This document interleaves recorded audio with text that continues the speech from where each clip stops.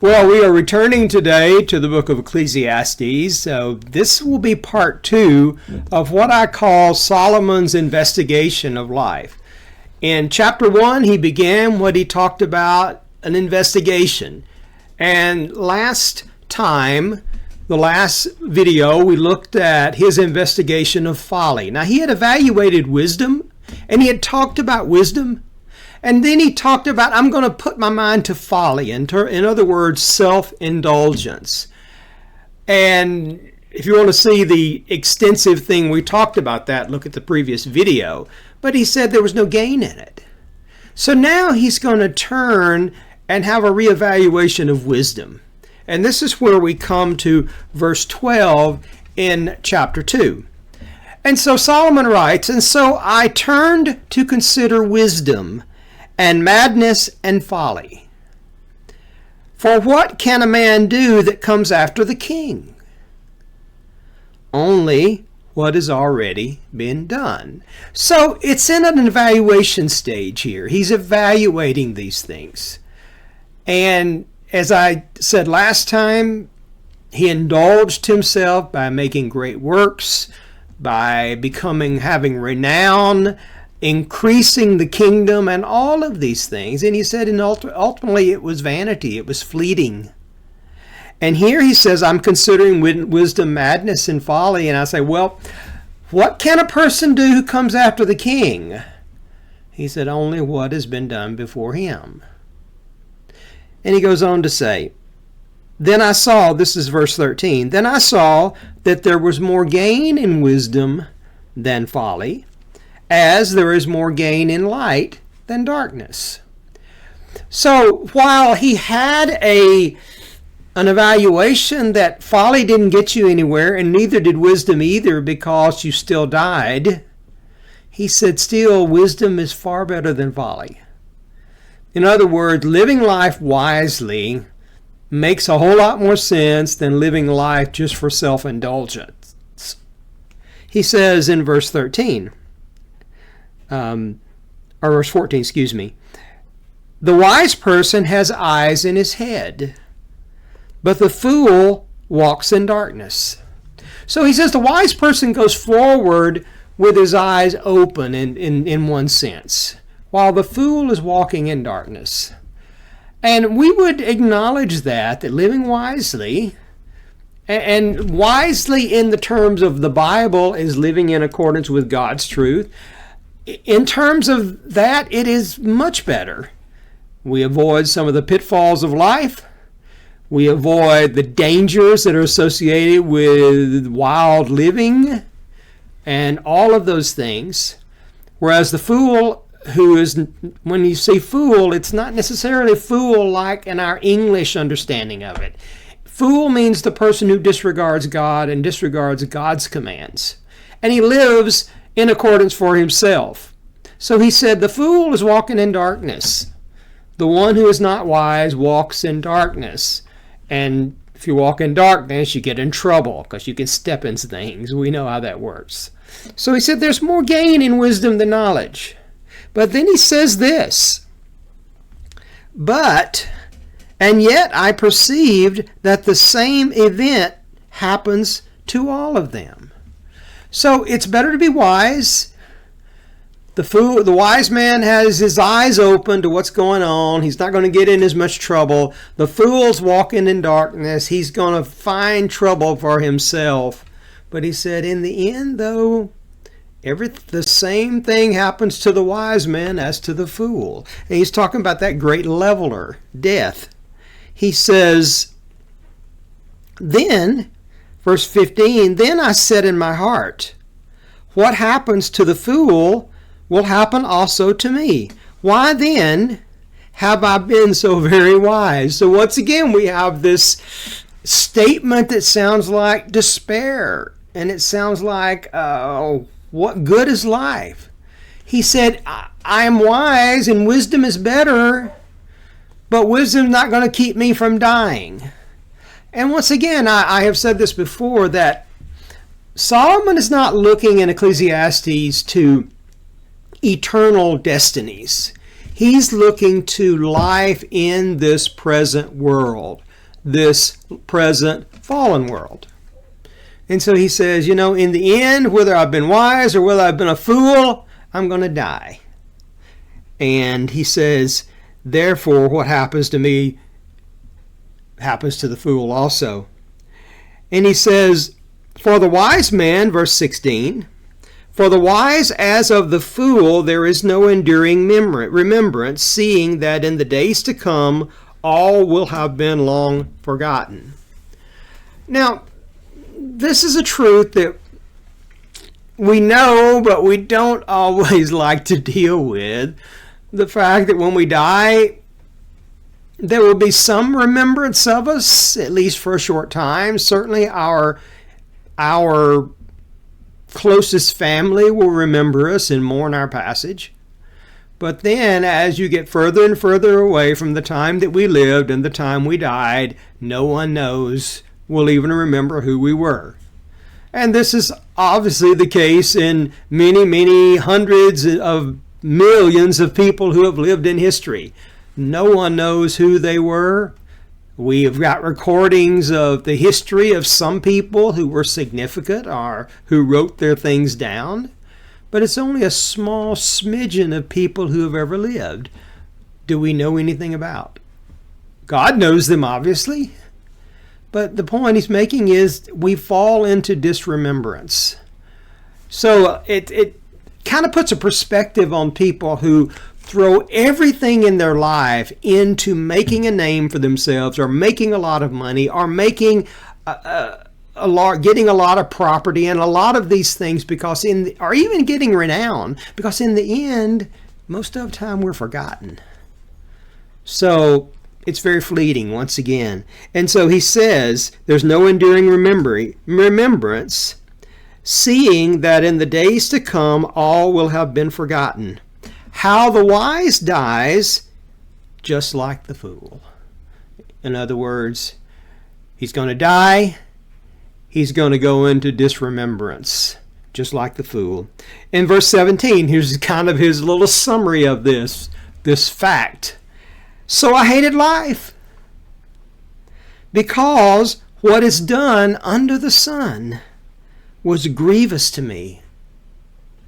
For all is vanity and striving after wind.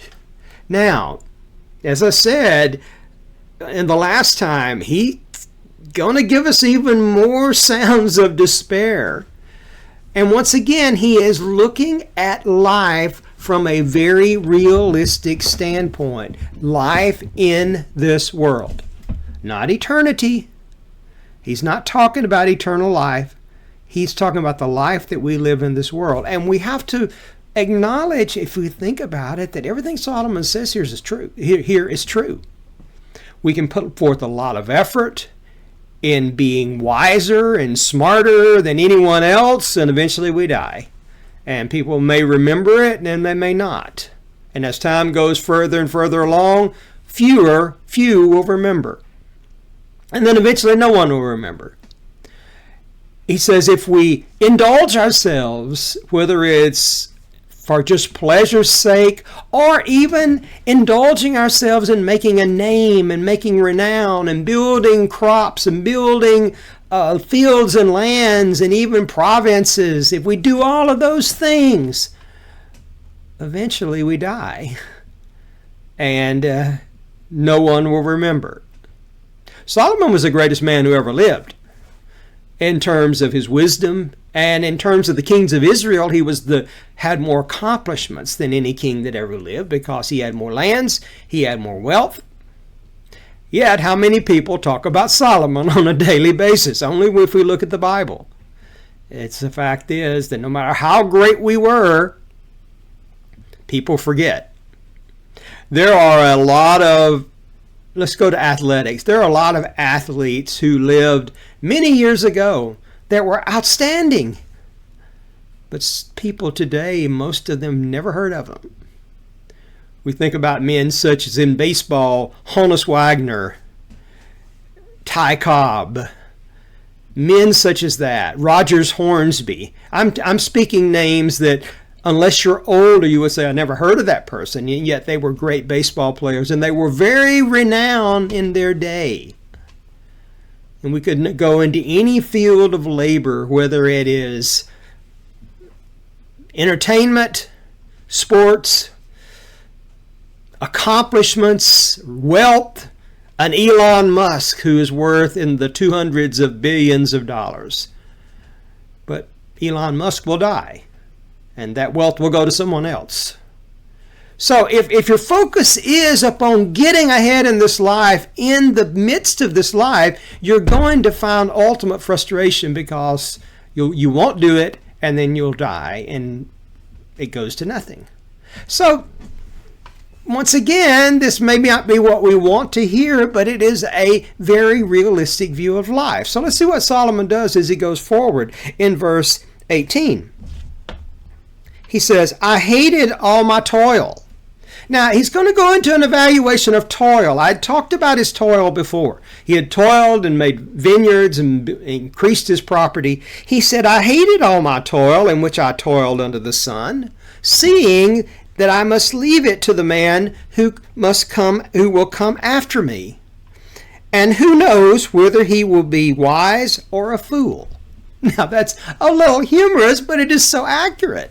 He says, I hated my toil because after I've done all this work and built all of these things, I'm going to leave it to someone else. And they may not be a wise person. They may be a fool. We would probably say it today, said, I've worked so hard to build up all of this, and I'm going to leave it to my kids, and they're going to blow it. And that's the kind of the idea that he's talking about. He says that the building of wealth, the building of things, the glorying in our toil to build things, ultimately comes to nothing because we have this great equalizer, which is death. We're going to die. And whatever we had left, we're going to leave it to someone else. And Solomon left a whole lot. And he left a whole lot. And eventually it was lost by his descendants. And so he says, I don't even know if they're going to be a wise person or a fool. He says, yet he will be master of all for which I toiled and used my wisdom under the sun. I don't know if he'd be wise or a fool, but he's going to be the master of everything that I worked for. And he's going to have it all. And he goes on to say, and this also is vanity. It's fleeting. And so this is just a realistic view of life. Because there are a lot of people who spend a lot of time and a lot of effort to build things. Maybe they want to make money. Maybe they want to have the biggest and the best house. Maybe they want to be well known. They want to be a movie star, and they're well known in movie stars as a movie star. But even think about those things. Just like athletes. There were great movie stars from, say, the 40s and the 30s and the 50s. People today don't even know who they were. Because all of these things are fleeting. It's here for a time, and you may enjoy it for a time, but it leaves no lasting thing because ultimately we all die and we're not remembered. And so, once again, this seems very much despair, but Solomon's going to give us a way out eventually, so let me leave some encouragement there. And he says, in verse 20, so I turned about and gave my heart up to despair. Well, yeah, he's kind of leading in that direction. He said, I gave my heart up to despair over all the toil of my labors under the sun. Because sometimes a person who has toiled with wisdom and knowledge and skill must leave everything to be enjoyed by someone who did not toil for it. This also is vanity and great evil. Well, it may be, but that's just the way it is. He said, it caused me to despair. When I thought about this, I've put forth all this work, and I'm going to give it over to someone else that didn't work for it. And they may very well blow it.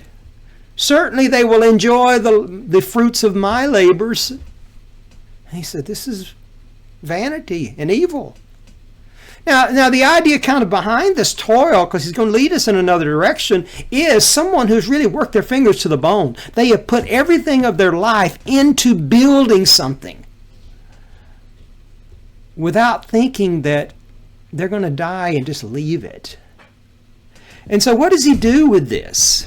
Because if you just take it from that perspective, it leads you to what he said. It leads you to despair. There's no hope. But he doesn't go there. And so he says, what has man from all, this is verse 22, what has man from all the toil and striving of heart with which he toils beneath the sun? It's a good question. Verse 23, for all his days are full of sorrow, and his work is a vexation. Even in the night his heart does not rest. This also is vanity. Now, once again, what I'm saying here, this is talking about the man who has he's working his fingers to the bone. He is putting everything of his life into getting ahead and making something. And he has no rest at night because he's so worried, and he's trying to do everything he can to build something just for the sake of toil. And he says it's vanity. It's fleeting. He's even saying the man has no rest. He's not resting at night. But then, here's the way out. And here's how to enjoy your toil. And this is the positive thing here. Verse 24. There is nothing better for a person than that he should eat and drink and find enjoyment in his toil. This also I saw is from the hand of God. So he is speaking of toil and hard work from a positive perspective. Not the negative perspective of just trying to build something and doing all you can to build more and more and to get more and more. He said, recognize this work is a gift from the hand of God. And eat and drink and enjoy it. Now, when he says eat and drink, we hear that now, and sometimes we think, oh, we're talking about eating and drinking. No, he's talking about enjoying life. Enjoy the life God has given you. Work and enjoy the fruits of that labor. And once again, it's not a work where you're just striving and vexing and worrying, am I going to make enough? Am I going to? No, resting in your work and enjoying your work. He said there's nothing better to enjoy the life that you have. There are so many people who spend so much time trying to make more and more and more that they don't enjoy their life. I've heard it said this way, so many people work so hard at making a living, that they don't make a life. And that's really what Solomon is getting to. He says, this I saw is from the hand of God. For apart from him, who can eat or who can have enjoyment? So he's saying all the good things come from God. And we need to understand that and enjoy the things God has given us. Maybe we don't have as much as someone else. Maybe our name will not be written in great renown somewhere. But we have an enjoyable life. He says, verse 26, for to the one who pleases him, God has given wisdom and knowledge and joy. But to the sinner, he has given the business of gathering and collecting, only to give to the one who pleases God. Now, what is this point? Said, these things are a gift from God. Enjoy your work. Obey God. Acknowledge him and live under his blessing and enjoy what he has given. Because the sinner is working hard, the one who does not regard God and who's just building more and more for himself, he's working really hard, and eventually it's going to come to nothing, and he's going to give it to someone else. Well, even our things, if we live in accordance with God's wisdom, eventually it will pass on to someone else. But we can do that with a sense of peace that God has granted me these things to enjoy in this life that I have now.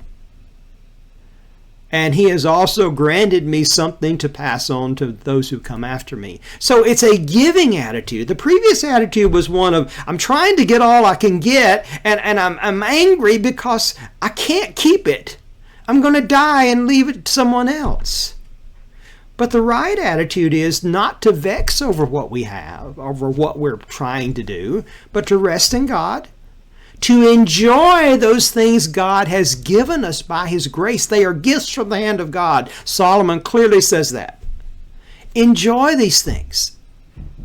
And then when we think about passing them on, we don't do it with begrudging it. Oh, I hate it. I can't hold on to this stuff. No, we're willing to pass it on. We're thankful we have something to pass on.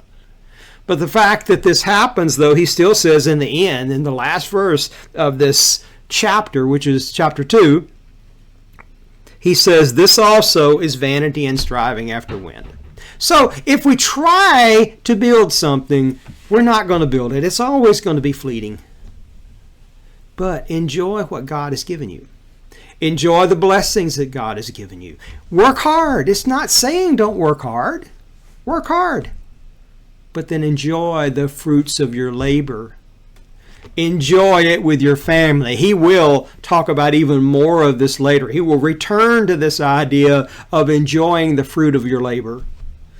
Understand this is a gift from God. If you have a good job and you work hard in your job, that job is a gift from God, and it gives you the means by which you can live and enjoy that living God gives you. Enjoy it with your family.